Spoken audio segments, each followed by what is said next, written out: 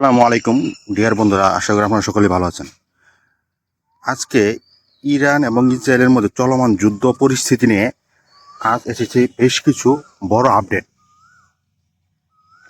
ট্রাম্পের আল্টিমেটাম থেকে শুরু করে হরমুজ প্রণালীর উত্তেজনা সব মিলিয়ে মধ্যপ্রাচ্য এখন এক চরম সন্ধিক্ষণে। আমি আজকে প্রধান সংবাদ নিয়ে আপনাদের সাথে আছি। ট্রাম্পের 10 দিনের সময়সীমা। প্রথমেই নজর রাখছি ওয়াশিংটনের দিকে। মার্কিন প্রেসিডেন্ট ডোনাল্ড ট্রাম্প ইরানের জ্বালানি অবকাঠামোতে হামলার হুমকি আপাতত স্থগিত করেছেন। তেহরানের অনুরোধে তিনি আগামী 6 এপ্রিল পর্যন্ত অর্থাৎ আরও 10 দিন সময়সীমা বাড়িয়েছেন।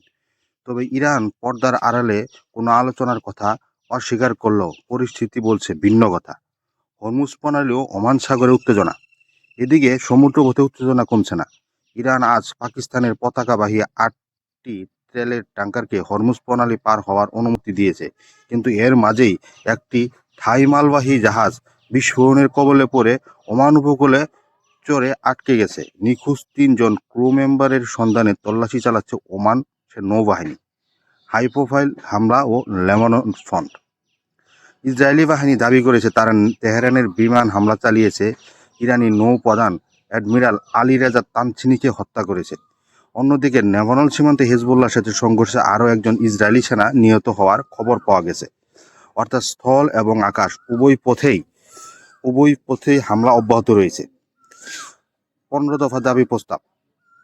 কূটনৈতিক মহলে এখন আলোচনার তুঙ্গে রয়েছে যুক্তরাষ্ট্রের দেওয়া 15 দফা শান্তি প্রস্তাব। পাকিস্তানের মাধ্যমে পাঠানো এই প্রস্তাবে ইরানের পারমাণবিক কর্মসূচি পুরোপুরি বন্ধের শর্ত দেওয়া হয়েছে। ইরান কি এই শর্ত মেনে নেবে, নাকি পরিস্থিতি আরও ভয়াবহ রূপ নেবে, সেটি এখন দেখার বিষয়।